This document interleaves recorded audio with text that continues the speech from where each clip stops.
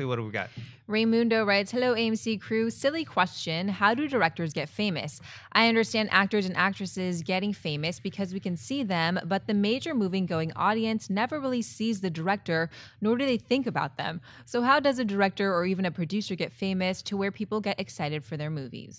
Mark? Was that question from Ray on our staff? Was that that's his club Ray. name. What do you do? Raymundo. When he's spinning at the local hide, that's Ray. Now everybody, Raymundo with his pop dolls and his funky And I love. Where are you going with that? Photoshop. I'd stick with the grandpa.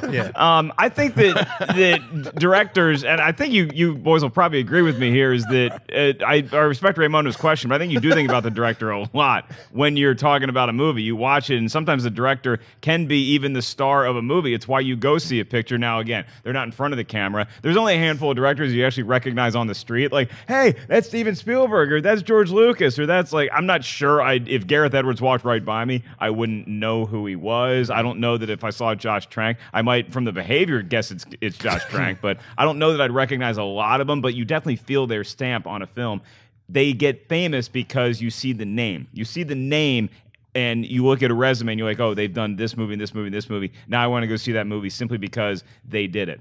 I think it has to do with the quality of their work and also their personalities. Because there's, back in, pre-internet age, it was, you only knew the big ones, right? Spielberg, Alfred Hitchcock, Coppola, Lucas. But now with the internet, everyone can see these guys. And, someone like a Martin Scorsese or Quentin Tarantino, they have the quality of work, plus they have the personality. If you see them on camera, they're just like always talking. They're animated.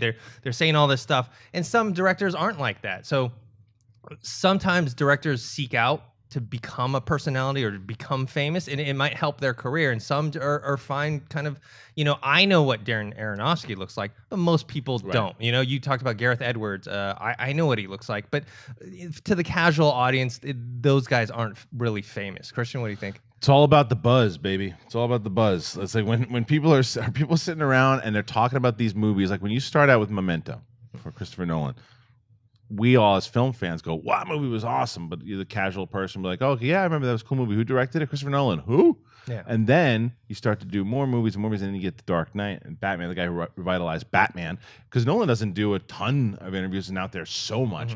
But first of all, he's the guy that rebooted and made Batman cool again. So that's how he got famous. And then he goes and follows up Batman in The Dark Knight by doing Inception, which no one thought was going to be a big, huge movie coming in summer. It didn't seem like a summer movie. That crushes. So that's how it worked for him. Tarantino's another guy, was a studio darling and did something so unique. When you have that unique voice and people are talking about it all the time, Buzz creates stars. Tarantino was great at getting in front of the camera and really selling Pulp personality. Fiction, what Dennis was saying, and he's a personality, but it was his initial movies and his talent that got people talking. And so once people are like, well, who's that guy? I want to talk to that guy, because of all these people talking. And then you work with certain stars, and the big stars are saying your name and talking about it and having good relationships. So it really is all about the buzz. And Tarantino puts himself in his movies too, so he obviously is not. He's not trying to shy away from fame. No. Where Nolan, it was a good example of where it was unintentional, in my opinion, where it was like the quality of his work plus just like people, like you said, were saying his name, and then eventually he became this big thing, but I don't think he ever intended to be that way. Not the way he is. No, he's a superstar guy. I mean, even look at Shyamalan. Yeah. Now Shyamalan, whatever you want to say, and just chuckles from Raymundo in the back there. But when you have Shyamalan in the beginning, it was that twist that everyone started talking about him, and then he hits. And it's also a matter of what have you done for me lately. If you hit 3 movies in a row, then everybody starts talking about you. And remember that cover of the magazine, the next Spielberg, and you said to somebody now, they'd slap you in the nose. So it's. I don't think you can slap somebody in the nose. For that? No, but it's hard to. It's physically a hard feat to pull off. You want me to do it? Yeah. No. Oh. That's right now. That was a pat. It was a hard pat. Slapped you in the nose. Shyamalan's not Spielberg.